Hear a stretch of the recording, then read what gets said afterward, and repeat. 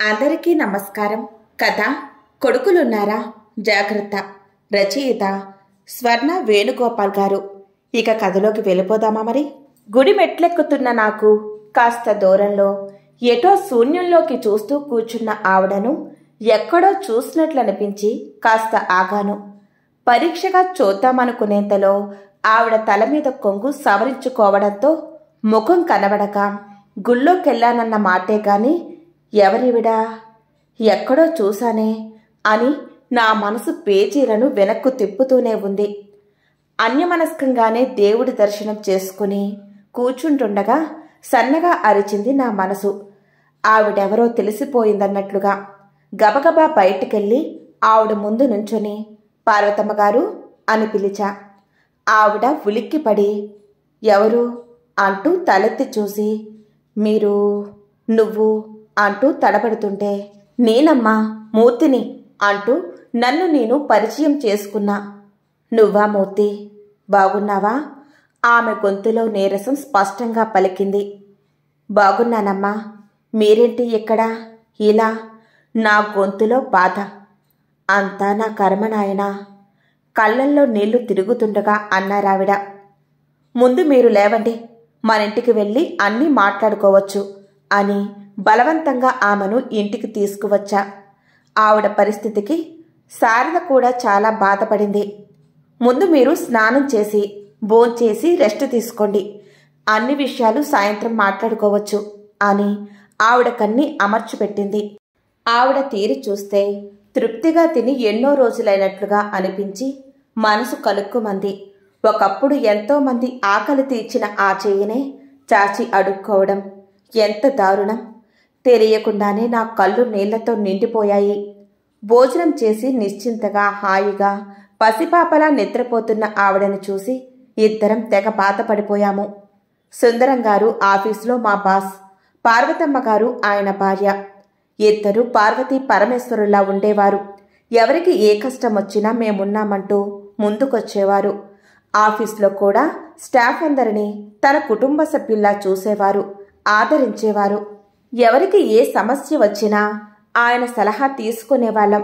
వాళ్లకు ఒక్కడే కొడుకు దీపక్. సార్ లేరని ఆవిడని చూడగానే అర్థమైపోయింది. మరి దీపక్ ఏమయ్యాడు? గుడి దగ్గర కూర్చునేంత పరిస్థితి ఎందుకొచ్చింది? పిచ్చి పిచ్చి ఆలోచనలతో నా బుర్ర వేడెక్కిపోయింది. మీరు కాసేపు నిద్రపోరాదా? ఆవిడ లేచాక అన్నీ చెబుతారు కదా, ఎందుకు అనవసరంగా ఆలోచించి మీరు బాధపడ్డం అంది శారద. శారదకేం తెలుసు, తను ఎన్నో విధాలుగా వాళ్ల సాయం తీసుకున్నానని. ఉద్యోగం పోయేంత క్లిష్ట పరిస్థితిలో ఆయన ఆదుకున్నారు. ఆర్థికంగా కూడా ఎన్నోసార్లు సాయం చేశారు. వాళ్ళింటికి ఎప్పుడు వెళ్ళినా కడుపు నింపకుండా పంపేవారు కారు పార్వతమ్మ గారు. తను ఇల్లు కట్టుకోవడానికి గాని సంపత్ ఇంజనీరు కావడానికి గాని వారి అండే లేకపోతే జరిగేది కాదు. అందుకే ఆవిడ పరిస్థితికి తల్లడిల్లిపోతున్నాను. సాయంత్రం టీలయ్యాక ఇక ఆగలేక దీపక్ ఎక్కడున్నాడమ్మా అడిగా. హైదరాబాద్లోనే ఉన్నాడు మూర్తి, వాడికి 2 పిల్లలు. మరి మీరెందుకిక్కడా? ఇలా ఎలా అడగాలో తెలియక ఆగిపోయా. మీ సారు రిటైర్ అయ్యాక వాడు రమ్మన్నాడని ఇల్లు స్థలాలు అమ్మేసి వెళ్ళిపోయాం కదా. కొన్నాళ్ళు బాగానే ఉన్నాము. ఎందుకు వాడిలో స్వార్థం మొదలయ్యింది. ఇక్కడ ఇల్లు కొనాలని, పిల్లల పేర్ల మీద ఫ్లాట్లు కొనాలన్న ఆశ మొదలయ్యింది. మెల్లమెల్లగా మీ సారు దగ్గరున్న డబ్బంతా తీసుకున్నాడు. మాకు ఉన్నది వాడొక్కడే కదా, ఉండేదంతా వాడికే కదా అనుకుని వాడడిగింది కాదనక ఉన్న డబ్బంతా ఇచ్చేశాము. సార్కు జబ్బు చేస్తే చేతిలో పైసా లేదు. వాడు విసుక్కోవడం మొదలుపెట్టాడు. చివరకు ఉస్మానియాలో వదిలేశాడు. వచ్చి చూసేవాడు కాదు. చివరి కాలంలో నానా ఇబ్బంది పడ్డారు మీ సారు. మానసికంగా కృంగిపోయారు. ఆయన బాధ చూడలేక త్వరగా ప్రాణం పోతే బాగుండుననుకునేదాన్ని. పగవారికి కూడా ఆ పరిస్థితి రాకూడదు మూర్తి. సాయంత్రం ప్రాణం పోతే రాత్రంతా ఇంట్లో ఉంచితే పిల్లలు భయపడతారంటూ వాడు వెళ్ళిపోతే ఇంత కసాయివాడు తలకరువు పెట్టినా ఆయన ఆత్మ శాంతించదని నేనే ఆయన బాడీని మెడికల్ కాలేజీకి అప్పగించి ఆ కఠినాత్ముడి దగ్గర ఉండలేక ఇలా వచ్చేశాను. మధ్య మధ్యలో కళ్ళు తుడుచుకుంటూ దుఃఖంతో గొంతు పూడుకుపోతుంటే చెప్పలేక ఆవిడ చెప్పిన దారుణాతి దారుణమైన నిజం మా ఇద్దరిని బాధతో విలవిలలాడేలా చేసింది. శారదైతే బోరుమని ఏడ్చేసింది. పార్వతమ్మ గారే ఓదార్చాల్సి వచ్చింది తనని. మేమంతా ఉండగా మీరు బాధపడాల్సిన అవసరం లేదు, మీరు మాతోనే నిశ్చింతగా ఉండొచ్చు, అన్నీ మర్చిపోండి అంటూ అన్ని విధాలా ఓదార్చి ధైర్యం చెప్పాం. కానీ కర్మకాండలేవీ చేయకపోయినా మిగిలిన కార్యక్రమాలు ఏవీ చేయనందుకు వేదన చెందుతున్న ఆవిడకు నచ్చచెప్పి అన్నీ సక్రమంగా జరిపించా. సారు పేరు మీద 100 మంది పేదవారికి అన్నం పెట్టి బట్టలు పంచాం. సారు సాయం పొందిన మంచితనం తెలిసిన మా ఆఫీసు స్టాఫ్ అందరూ వచ్చి తలా ఒక చెయ్యి వేసి మేమందరం ఉన్నామంటూ పార్వతమ్మ గారికి ధైర్యం చెప్పి వెళ్లారు. అందరినీ పేరు పేరున పలుకరించి కృతజ్ఞతలు చెబుతూ కళ్ళనీళ్లు పెట్టుకున్న ఆవిడను చూసి అందరం చలించిపోయాం. ఎలాగైనా ఆ కొడుకును పట్టుకుని 4 దులిపి ఆమెకు న్యాయం చేయాలన్న నిర్ణయానికి వచ్చామందరం.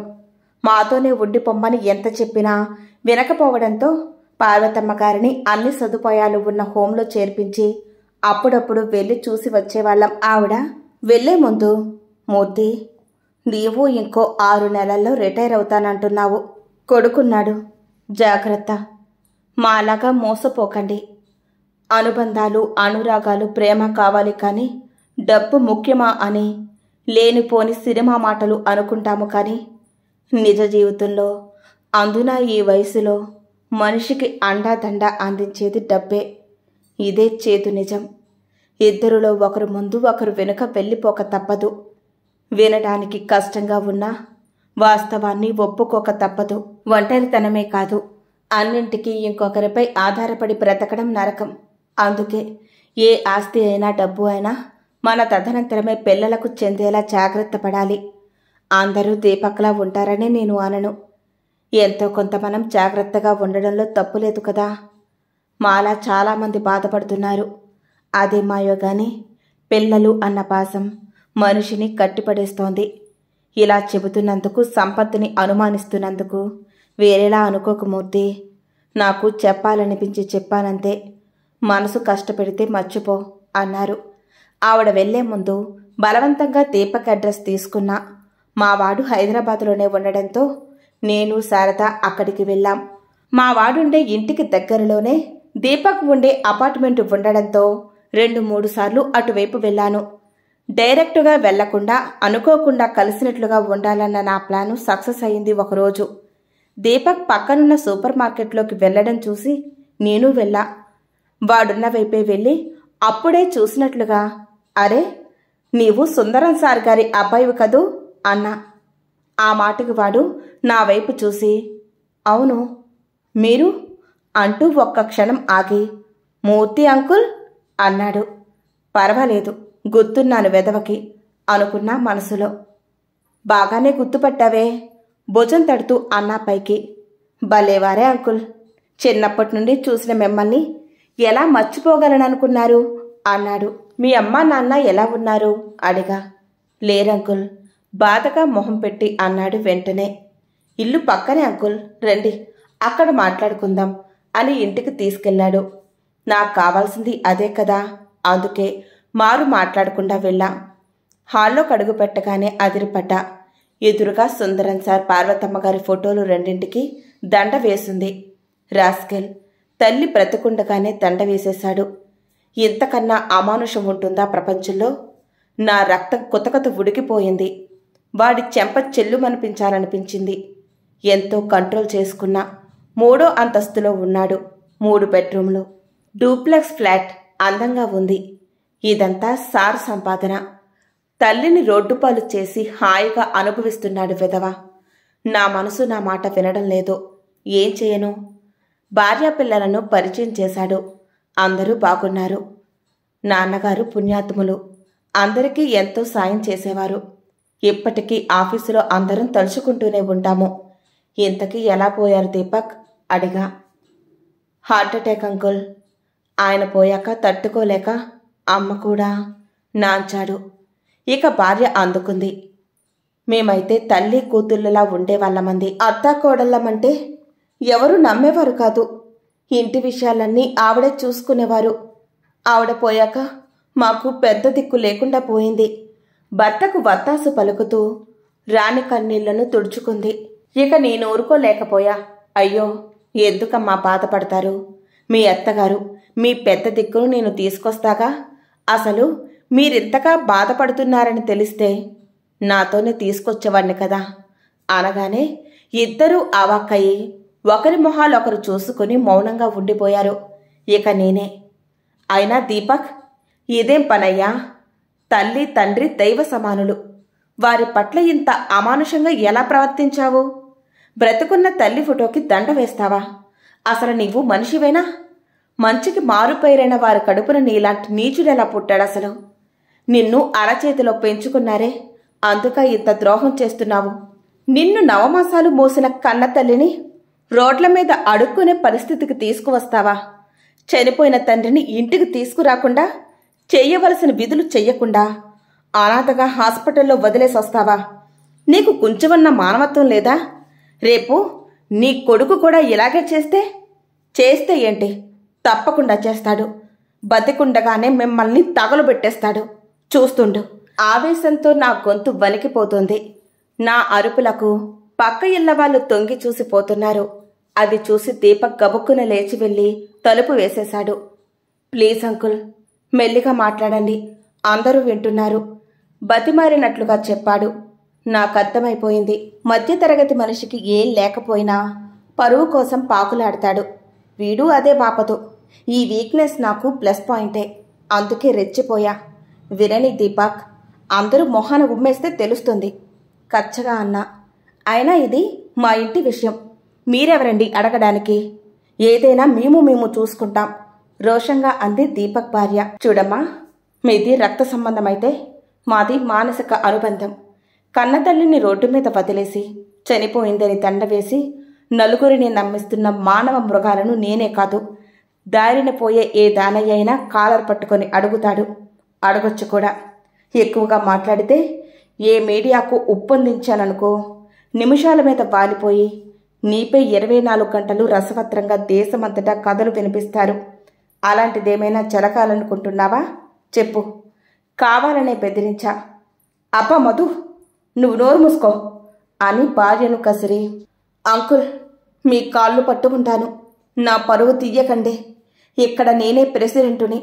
నలుగురికి మంచి మాటలు చెప్పే నేనంటే ఇక్కడందరికీ అభిమానం, గౌరవం. దయచేసి నా ఇమేజ్ని డ్యామేజ్ చెయ్యొద్దు.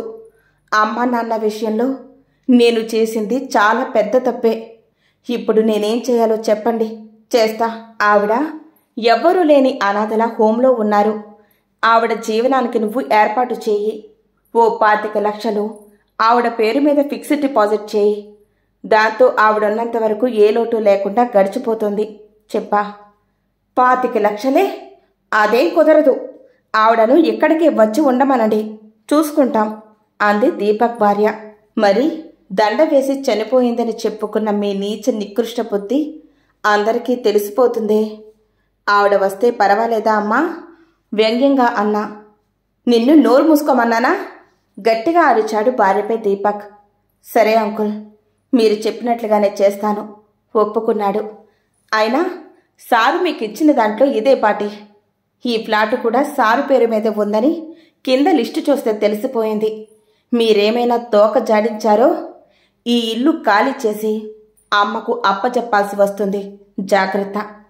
ఆమె గురించి ఆలోచించే కన్న కొడుకు లేకపోయినా ఆమె చేతిముద్ద తిన్నవాళ్ళం. 50 మంది కొడుకులం మేమున్నాం. అది తెలుసుకోండి. రేపు మా ఆఫీస్ నుండి 4 వస్తున్నారు. అందరూ నీకు తెలిసిన వారే. వాళ్ళు పెట్టే గడ్డి కూడా కాస్త తిని అందరి సమక్షంలో 25 లక్షలు డిపాజిట్ చేసి ఇవ్వు. తీవ్రమైన కంఠంతో హెచ్చరించి వచ్చేశా. తన పేరు మీదున్న 25 లక్షలు చూసి దైన్యంగా ఉన్న ఆమె కళ్ళు ధైర్యంతో సంతోషంతో మెరిశాయి. మీ మేలు మర్చిపోలేను. దానిపై వచ్చే వడ్డీయే నాకు ఎక్కువ. నా తరువాత ఈ 25 లక్షలు ఈ హోంకే చెందేలా రాసేస్తా అన్నారామె. మీరందరూ బాగుండాలి అంటూ తడికళ్లతో దీవించిన ఆమె దీవెనలందుకుని కొడుకులతో జాగ్రత్తగా ఉండాలని ఒకరినొకరు హెచ్చరించుకుని ఇళ్లకు వచ్చేశాము. అడుగడుగునా సార్ సాయం అందుకుని ఎంతో రుణపడిపోయిన నేను ఈ విధంగా ఒక ఆవగింజంత రుణాన్ని తీర్చుకున్నందుకు తృప్తిగా హాయిగా నిద్రపోయా. ఇంతటితో ఈ కథ సమాప్తం. మీకు ఈ వీడియో నచ్చితే లైక్ చేయండి, షేర్ చేయండి, కామెంట్ పెట్టండి. మా ఛానల్ని తప్పకుండా సబ్స్క్రైబ్ చేసుకోండి.